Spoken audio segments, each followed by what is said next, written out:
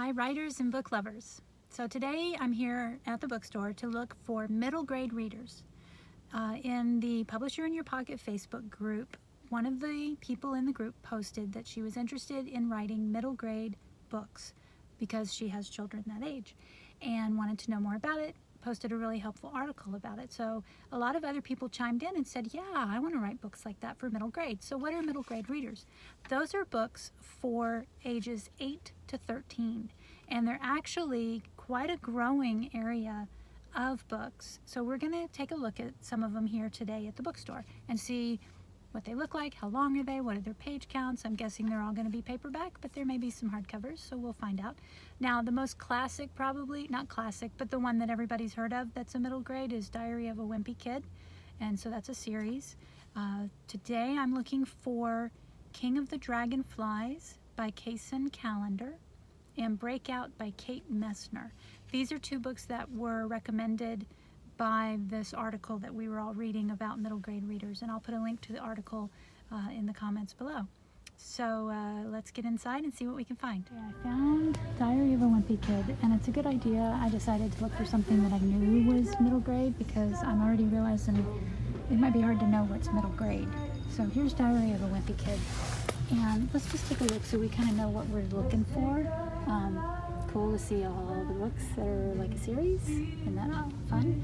So I'm just gonna pull one of them out and take a look at it.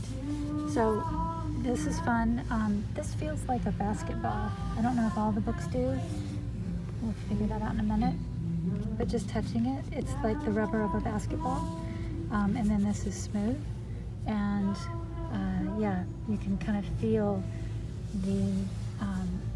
the letters a little bit. So it's a fun color, obviously. This is hardcover, so they do come out in hardcover, not just paperback. And I'm seeing both on the shelves. Amulet Books, imprint of Abrams. So one of the bigger publishers. So the first thing I'm curious about is the page count. 217, 218 pages. Interesting, they've got the acknowledgments and the author, about the author back here in the back, because, you know, acknowledgments in the front of a book are not going to be good for kids who want to get right in. So acknowledgments on a kid's book makes sense to have it in the back. And of course some fun design, because again, kids are going to want some visual interest, more so than probably adults do, but I think adults are wanting visual interest as well. So let's look here at the credits page. Every book should have a credits page, even self-published books. I'm just curious about Abrams, Harry and Abrams, Amulet Books. Abrams has been an independent publisher for a long time. I don't think they're owned by someone else, but I'm not 100% sure. All right, so the very first thing I notice is this is not regular print text, and it'll be interesting to see if that's the case for all the others. But this looks like it's handwritten, you know, and lots of color drawings, lots of illustrations. I don't think that all of the young middle grade readers are going to have that. That could be what's behind, or maybe it's just this particular one. So let's take a look at another one. And nope, so they're all like that. So that's very interesting. The other thing too I want to point out is I was talking to some people about headbands on a book. This band, I don't know if you can see it very well. It won't focus. This is a piece of fabric here. Yeah, see, that's a headband. And you can't see it, but there's a footband hidden in there. So that's the band that the pages would theoretically be glued and sewed to before the whole thing is attached to the cover. And it's fun to look at the colors of headbands. I wanted to do that. So it's fun to make the headbands coordinate with the cover of the book. So these are all Diary of Wimpy Kids. This could be a solid black, but they went with the black and white and the green and white. So probably because of the way the outside is also a checkerboard pattern. But anyway, so we'll look at headbands too. Just nearby, I just want to kind of take a quick look here. These are we've got hardcovers, but we also have paperback, and they're paperback series books, all right? So I want to look at this one. OCD Daniel Wesley King, I think, has been writing for a very long time. This is winner of an Edgar Award, and this is more what I expected, okay? This is definitely regular book layout and font. And it's actually, I was expecting a little bit larger font for kids in this age range. This is a thicker book, so it could be that this is for the higher end of the age range, 12 to 13 possibly, and I've already bent it. Oh, I hate that. And looking at page count, so we're at 295 pages. So, and the price is $8.99, really good price. Ages 8 to 12. Okay, so that's interesting that they put ages on there, because that was my other thought, was how are we going to even know what age? They don't all put ages on the back. So if you're buying gifts for someone, that can be hard. Here's some more paperbacks. Then we have these Emily Winsnap. This is not, let's see who the publisher is on this one. Candlewick Press. Okay, so Candlewick is an independent, they're not one of the big five. They do children's books, so so this is someone who's a publisher that's not part of the big five. They're in Massachusetts, so that's interesting to see. I'm in Florida, so this one's catching my eye, face to face with the Florida Bigfoot. This looks pretty older than 8 to 12. Okay, this is more what I expected for the font size. This is a little larger than that last one we looked at. It's got some fun. I like the foot on the chapters. This is quite a big book as far as word count would go, it looks like. This one is $16.99 in hardcover. The publisher is FSG, which is, I'm gonna butcher the name, of course, pun intended. Farrar Strass Giroux, I'm sure I'm saying it wrong. I've never heard it said out loud, to be honest with you. So this one looks kind of like a fun book, but again, let's see, the page count is 215 pages, and nice cover, $16.99. This one does not give age range on the cover. Let's see if it does on the front. Nope. So again, we're just going by the fact that it's here in the young readers and hoping it's a good age range, but it's a good topic. I like the end pages here that look kind of like a natural woodsy kind of linen, which makes sense because this is something that takes place in the woods. And they have a headband also. So they have a nice orange headband, even though the boards are green, but orange and green is the overall color of this cover. So again, and there's the footband. So those are just fun little details. There's another one that just stood out. I'm still in the same spot. This is quite thick, and it's by Salon Reads, which is Simon & Schuster. It's paperback, but it says ages 7 to 12. So, and our price is $8.99. But what I notice about this one, and it's hard to open, is the larger type. So the larger font, okay? And it's got pictures in it, and it's got some unique design to it. There's something here, yep. So some pictures that go to the edge. So again, this interest in the book, the large font and the design interest, is something that kids are going to find more appealing than you'll find in some of the older. So this is ages 7 to 12. So that's quite a pretty big age range for kids if you think about it. So that's interesting to see. And the page count is 403 pages, plus a few more, so 408, somewhere in there, whatever's divisible by 16. So I found Breakout, which must be new. Kate Messner's Breakout, and this is quite a large book. So just huge page count. I actually love these page counts. I wonder how long they would take an adult to read them. So 442 pages. Price $8.99. That's awesome for a 400 and some odd page book. If you notice though, this is paperback and there's nothing on it telling us the age, but again, we're guessing in this age range just because of where it's shelved. Bloomsbury Children's Book, and Bloomsbury is another large independent. Doesn't look like they're owned by Macmillan, so they're under Macmillan. See that in the email address there. So again, you've got some design interest with these sticky notes and recipes and drawings. You've got different kinds of font in here.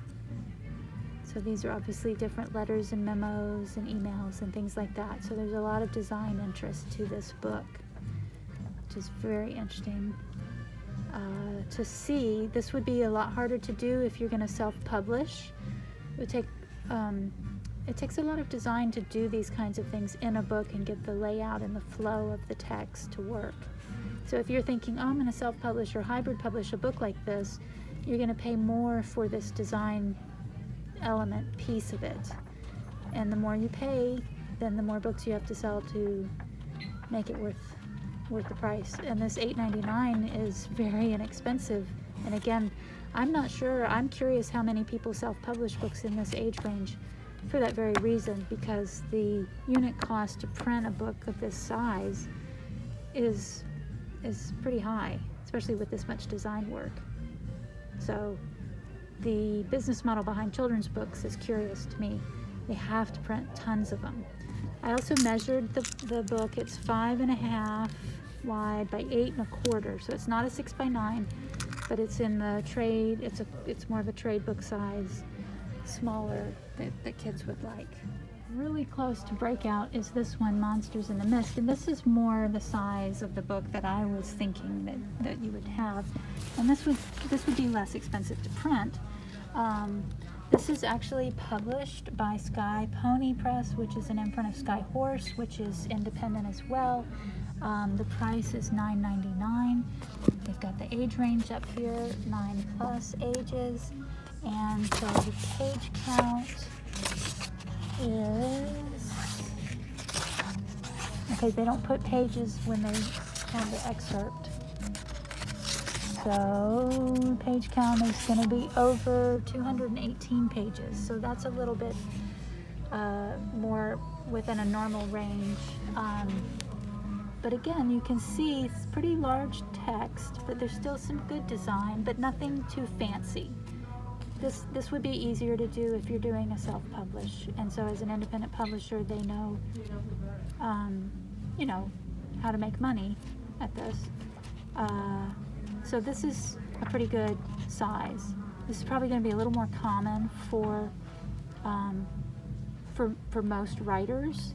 I will say that Kate Messner has written a number of books. This is, 5 or 6 of the ones she's written, so she's earned the right to be able to make a bigger book. Just to be accurate, because I get worried that I'm saying the words wrong or something. I know people are going to come back and check. This is her 8th book. 1, 2, 3, 4, 5, 6, 7, 8. So she's obviously a known entity and author that can sell books, and she gets the right to do a larger book. Case and Callender's King and the Dragonflies. I was looking for actually Hurricane Child, because that was what was recommended in the article that we were talking about in my Facebook group. But that one's not here. This is the newer book, King and the Dragonflies. It's in hardcover. Scholastic Press. So Scholastic's one of the bigger Publishers. It's pretty cover. It is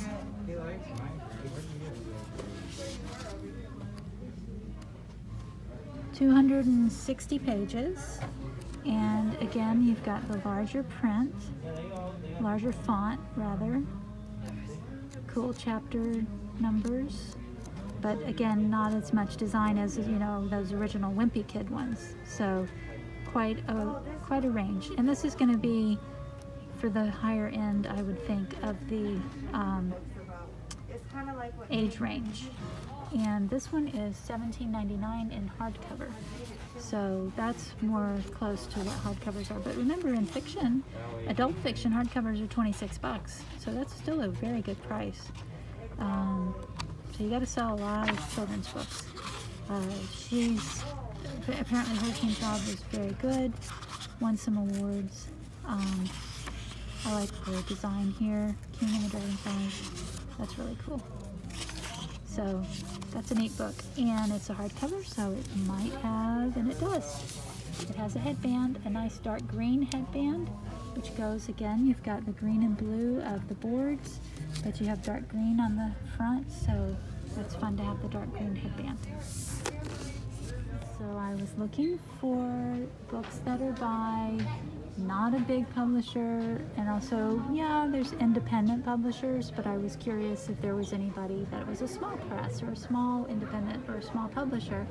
All of these are imprints of the bigger guys, and then I saw this one. This is self-published, and I am impressed. Okay, now let's take a look at this more closely. First of all, how do I know it's self-published? Okay, the first clue is there's no publisher logo down here. Okay, so that's the first clue. Second is the feel of the book. Self-published matte books have a very specific feel to them. So if you have a self-published book, go touch it and see. That's what it feels like. It's matte, but it's got a little bit of texture to it. This made me think of Inkheart. You know, they did a movie of it. Inkheart is a series of books. So then the next clue that it's self-published is back here. This is print on demand, okay? So it is print on demand, which most self-publishers do print on demand. All publishers do use print on demand, by the way. The bigger publishers use print on demand for books that have been out for a long time, and then they go print on demand. But this is a newer book. Then I wanted to look at the inside, and it's good. It's a very good layout. A little bit thin on the margins, which is a thing I noticed that that print-on-demand books do, and self-published books tend to do, and smaller presses have these thin margins more commonly. But it's got some nice design for their chapters, It's interesting paper. It's a very yellow, creamy paper, which again is, there's only two options in print on demand. There's yellow and white, or cream and white, but it's a cream that's different than most of the other books I've been looking at here tonight. Come here. Don't tell Bella. Okay, also, sorry for the noises, I am in the children's section. So then the next thing is, okay, let's look at the credits page to see who the publisher is. And that's neat, it's got a map. Copyright, Caitlin Bellamy. Okay, that's normal for the author to be, have the copyright. So I had to go to Google and look them up. And yeah, self-published. So I'm impressed. Impressive book, impressive design, impressive layout, impressive to get not one but two copies of a self-published book in a chain bookstore. So that might be something fun to look into on Google. So a couple other things about this book. First of all, there's not a price on the back, so that's always something that's a little frustrating. So I'm not sure the price. Page count, remember I've said if you self-publish a book, please put page numbers, and yay, there's page numbers, and this is a good size, 279 pages. And then I came across Caitlin's back page here, or about the author page. I'm in three hands today. And she actually is in Orlando, which is where this bookstore is. So that helps me understand a little more about how and why this book is here. So possibly the schools here asked for it, or Caitlin herself was able to get it into the store, or the store is actively making sure that they're stocking books that are by people in the area. When I worked at a Barnes & Noble a long time ago, I made sure I had books by the local authors, and I had events with those authors, and so that's possible that they've done that too here. So I just wanted to give her a shout out, and we will link to her in Instagram. So really cool. Okay, that was fun. The sun's gone down, so I don't know, the lighting is going to be different. I was in there for a while. I could have stayed longer. Now that I'm going to be putting things on YouTube, I can have longer videos, which I think is great because then I can look at more books. Let me know if you like the longer videos, if you want me to look at new books or more books. I'd love to hear it. So yeah, we saw so many different kinds of books. This is a large age range, so from 7 or 8 up to 12 years of age. They break it down into the first half, 7, 8, 9, 10, and then 10, 11, 12. And there's all sorts of different topics that are covered in that age range. Again, we were just looking at fiction. We didn't look at nonfiction. We'll do that another time. The design of the books is it's all over the place, from the Wimpy Kids books that are very heavily designed, almost comic book looking, except not in color, but kind of comic book looking, and then all the way up to just books that look like an adult novel. Great page counts. Most of them that I found have pretty big page counts, but a lot of the books in there, especially the series, are thinner and have less pages, and kids have all different kids are going to want different page counts as well. Not every kid wants to read a long book. Some kids like the shorter books because then they read them faster. What else did we see? Almost everything was by a large publisher or an imprint. There were some of the independent but well-known children's publishers. I saw source books in there. I didn't film anybody by any of the books that were source books, but I saw source books, Candlewick Press, and then we saw Willow Books, I think it was. I'll know it in the comments, and which is distributed by Independent Publishers Group within the United States. We saw a self-published book. Yay for self-published books for those of you that are wanting that. Again, it is extremely hard to get a self-published book into a chain bookstore. She had a lot going for her. That's a very high quality made book. She's local. That is, it's well written. I was reading some of the reviews online. It has good reviews. So a lot goes into getting a book into a bookstore. That's why most of the books here are books by the larger publishers. Now, if you were to go into a children's only bookstore, and maybe we can find one soon, you would probably find a much bigger range of publishers there, but maybe not, because most of the chain stores, their children's sections are quite large, and they can be as large as a children's bookstore. So that would be something interesting to see. But that doesn't mean you can't sell them online. That's what a lot of self-publishers do, is sell their books online or to their readers directly, and not in a bookstore. And then there's still libraries, and there's schools, and there's teacher supply stores. And so there's actually probably more outlets for children's books and children's young readers' books than there are sometimes, in some ways, for adult novels, because books that are sold in Target, Walmart, in airport bookstores, and Costco, they're the same ones that are sold in the bookstore here. So they're going to be picking the books that are going to be the most obvious to sell.